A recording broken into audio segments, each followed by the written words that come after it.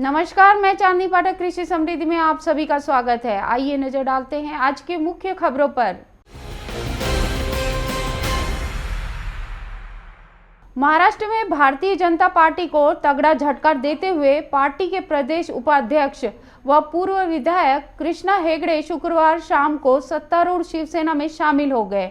जब आईएएनएस ने उनसे संपर्क साधा तो उन्होंने मुख्यमंत्री उद्धव ठाकरे के आवास पर बैठक के बाद इस खबर की पुष्टि की। उन्होंने कहा कि मैंने शिवसेना ज्वाइन कर लिया है। मुख्यमंत्री ने मुझसे पार्टी के प्रसार के लिए, विशेषकर विलेपार्ले इलाके में और मुंबई की प्रगति के लिए मदद करने का आग्रह किया है। 54 वर्षीय हेगड़े विलेपार्ले से कांग्रेस के विधायक रहे हैं।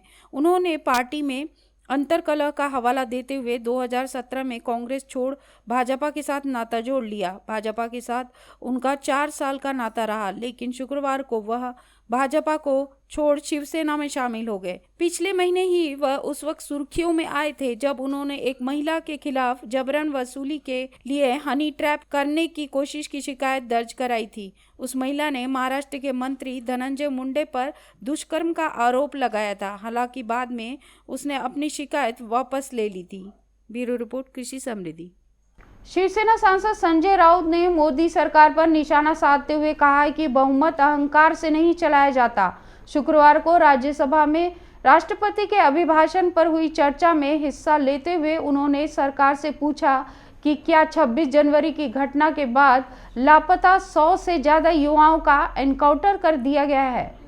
संजय राउत ने कहा है कि जिस तरह किसान आंदोलन को बदनाम करने की कोशिश हो रही थी वह देश की प्रतिष्ठा के लिए ठीक नहीं है। लाल किले पर तिरंगे का अपमान करने वाला दीप सिद्धू तो लापता है, लेकिन 200 से ज्यादा किसानों को देशद्रोह के आरोप में तिहाड़ जेल में डाल दिया गया है। सरकार पर सीधा हमला बोलते हुए उन्होंने कहा कि 26 जनवरी की घटना के बाद 100 से ज्यादा युवा आंदोलक लापता है। क्या पुलिस ने इनका एनकाउंटर कर दिया है? उन्होंने तंज लहजे में पूछा है कि अपने हक के लिए आंदोलन करने वाला देशद्रोही कैसे हो गया। शायद सरकार की नज़र में अर्नब गोस्वामी देश प्रेमी है, जिसने राष्ट्रीय सुरक्षा को धता बताते हुए पूरा ऑफिशियल सीक्रेट को बाहर ला दिया और जिसके चलते महाराष्ट्र के एक निरपराध व्यक्ति को आत्महत्या करनी पड़ी। शिवसेना सांसद ने कहा कि दिल्ली की सीमाओं में लगी बैरिकेडिंग और कीलों का जाल यदि लद्दाख बॉर्डर पर बिछाया होता तो चीन की फौज 30 किलोमीटर अंदर नहीं आती।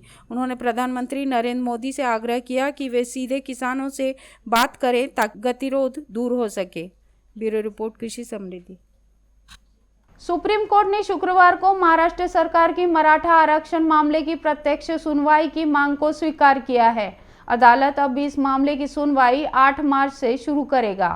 हालांकि जस्टिस अशोक भूषण की अध्यक्षता वाली 5 न्यायाधीशों की संविधान पीठ ने कहा है कि यदि शीर्ष अदालत में कोर्ट रूम में सुनवाई होती है तो पक्षधर प्रत्यक्ष रूप से दलीलें दे सकते हैं और अगर कोई वर्चुअल माध्यम से दलील देना चाहता है तो इसकी भी इजाज़त है। कोर्ट ने आज सुनवाई के दौरान मामले पर होने वाली अगली सुनवाई का टाइम टेबल भी घोषित कर दिया है, जिसके मुताबिक मामले की सुनवाई 8 से 18 मार्च तक चलेगी। 8 से 18 मार्च को मामले को चुनौती देने वाले पक्षधर अपनी दलील रख सकते हैं, जबकि 12 से 17 मार्च तक राज्य सरकार अपना पक्ष रखेगी और 18 मार्च को केंद्र सरकार की ओर से दलील रखी जाएगी। दरअसल राज्य सरकार ने एक अर्जी दायर करके शीर्ष अदालत से अनुरोध किया था कि मराठा आरक्षण पर सुनवाई वीडियो कॉन्फ्रेंसिंग के बजाय कोर्ट रूम में की जाए। इस पर हुई सुनवाई में सुप्रीम कोर्ट ने यह बातें स्पष्ट की है। ब्यूरो रिपोर्ट, कृषि समृद्धि। देश में पेट्रोल और डीजल की कीमत लगातार बढ़ती जा रही है। ऐसे में देश की आर्थिक राजधानी मुंबई शिवसेना के कार्यकर्ताओं ने शुक्रवार को भाजपा की केंद्र सरकार के खिलाफ विरोध प्रदर्शन किया। शिवसेना ने देश भर के अलग अलग शहरों में विरोध जताया।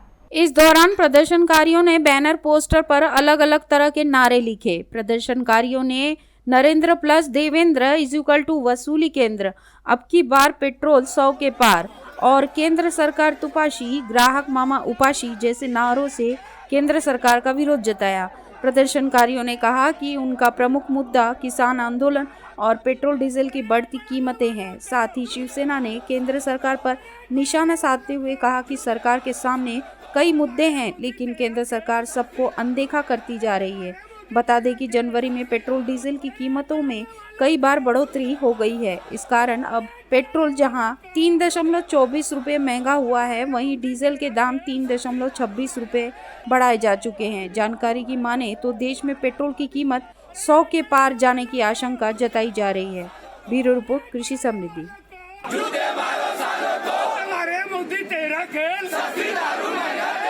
गढ़चिरौली से भाजपा सांसद अशोक नेते ने शुक्रवार को लोकसभा में उनके संसदीय क्षेत्र के वर्षा रेलवे स्टेशन से गुजरने वाली सभी गाड़ियों के स्टॉपेज दिए जाने की मांग उठाई। उन्होंने इस मांग को उठाते हुए कहा है कि उनके संसदीय क्षेत्र में एकमात्र वर्षा रेलवे स्टेशन है, लेकिन यहां से गुजरने वाली सभी ट्रेनों के ठहराव न होने की वजह से क्षेत्र के लोगों को काफ़ी परेशानियों का सामना करना पड़ता है। उन्होंने सदन को बताया कि विगत काफ़ी समय से क्षेत्र के लोगों द्वारा वर्षा रेलवे स्टेशन पर सभी रेलगाड़ियों के रुकने की मांग की जा रही है, लेकिन अब तक उनकी मांगों को स्वीकार नहीं किया गया। लिहाजा सरकार से मांग है कि वह इस संबंध में उचित निर्देश प्रदान करे। ब्यूरो रिपोर्ट, कृषि समृद्धि।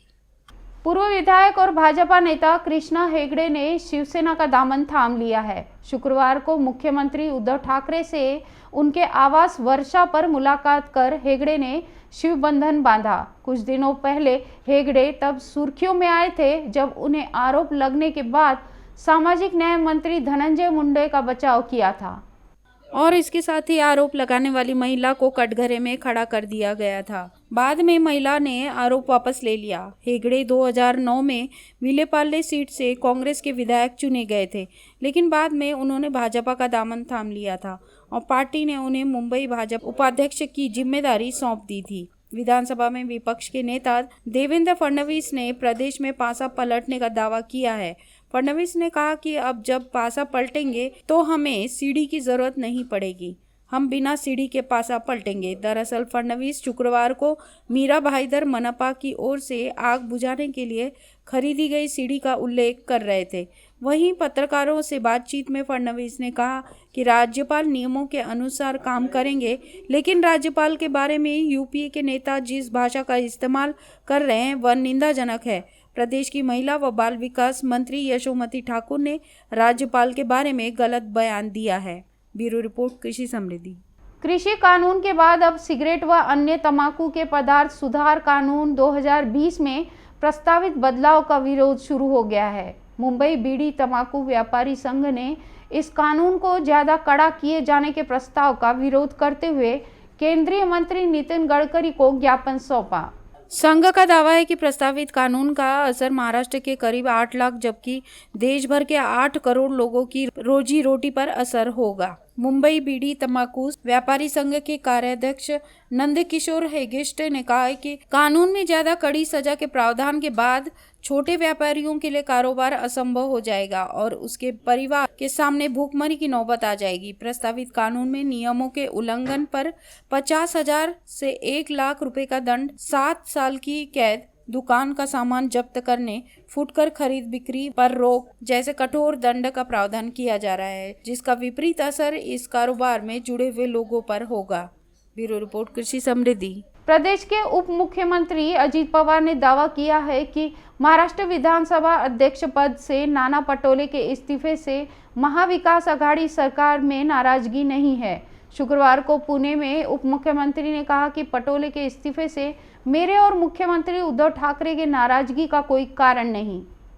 उन्होंने कहा कि लेकिन मुझे और मुख्यमंत्री को लग रहा था कि पटोले ने यदि विधानमंडल का बजट अधिवेशन के बाद इस्तीफा दिया होता तो ज़्यादा अच्छा रहता, लेकिन पटोले के इस्तीफे का फैसला कांग्रेस के शीर्ष नेतृत्व ने लिया। इसके बाद कांग्रेस के शीर्ष नेतृत्व ने भी मुख्यमंत्री और राष्ट्रीय कांग्रेस पार्टी अध्यक्ष शरद पवार को फोन किया था। पटोले के इस्तीफे से पहले प्रदेश कांग्रेस के वरिष्ठ मंत्रियों ने मुझसे और मुख्यमंत्री से चर्चा की थी। उप मुख्यमंत्री ने कहा कि विधानसभा अध्यक्ष पद रिक्त हो गया है। महाविकास आघाड़ी सरकार में कांग्रेस को जो पद दिए गए थे उस पद पर किसको नियुक्त करना है, इसका पूरा अधिकार कांग्रेस के पास है। नए विधानसभा अध्यक्ष को लेकर महाविकास आघाड़ी के तीनों घटक दलों में चर्चा होगी। इसके बाद ही अंतिम फैसला लिया जाएगा। ब्यूरो रिपोर्ट, कृषि समृद्धि। पुणे में आयोजित एल्गार परिषद में हिंदू समाज को लेकर आपत्तिजनक बयान देने वाले शर्जील उस्मानी की गिरफ्तारी की मांग को लेकर प्रदेश भाजपा उत्तर भारतीय मोर्चा के अध्यक्ष संजय पांडे मुख्यमंत्री उद्धव ठाकरे के निजी आवास मातोश्री के सामने धरना देंगे। पांडे ने राज्य के पुलिस महानिदेशक को लिखे पत्र में कहा है कि उस्मानी की बयानबाजी से हिंदू समाज गुस्से में है। उसके खिलाफ एफआईआर दर्ज हुई है पर अभी तक गिरफ्तारी नहीं हुई, इसलिए आगामी 10 फरवरी को शिवाजी पार्क स्थित शिवसेना प्रमुख बाला साहेब ठाकरे स्मारक के दर्शन करने के बाद पैदल ही मातोश्री जाकर वहां अनशन पर बैठूंगा। गौरतलब है कि पिछले दिनों शर्जील ने एल्गार परिषद में कहा था कि हिंदू समाज सड़ चुका है। इसके बाद से भाजपा आक्रामक है। विधानसभा में विपक्ष के नेता देवेंद्र फडणवीस ने मुख्यमंत्री ठाकरे को पत्र लिखकर शर्जील की गिरफ्तारी की भी मांग की थी। ब्यूरो रिपोर्ट, कृषि समृद्धि। सेलिब्रिटी मैनेजर राहिला फर्नीचर वाला और ब्रिटिश नागरिक करण सजनानी को नारकोटिक्स कंट्रोल ब्यूरो ने एक बार फिर गिरफ्तार कर लिया है। एनसीबी के एक अधिकारी ने बताया कि इस बार दोनों को अभिनेता सुशांत सिंह राजपूत से जुड़े ड्रग्स मामले में गिरफ्तार किया है।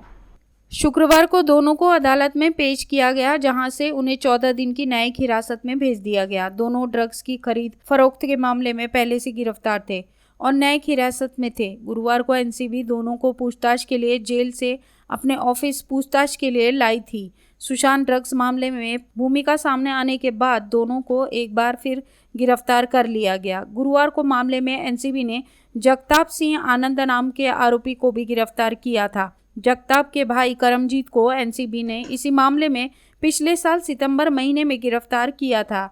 छानबीन के दौरान एनसीबी को करमजीत और उसके भाई जगताप और दूसरे आरोपियों के बीच पैसों के लेन देन के सबूत मिले हैं। एनसीबी को शक है कि नशे के कारोबार के चलते पैसों का यह लेन देन हुआ है। इससे पहले बांद्रा और खार इलाकों में छापेमारी के दौरान 200 किलो अमेरिकी गांजे की बरामदगी मामले में एनसीबी ने सजनानी, राहिला और उसकी बहन शाइस्ता को भी गिरफ्तार किया था।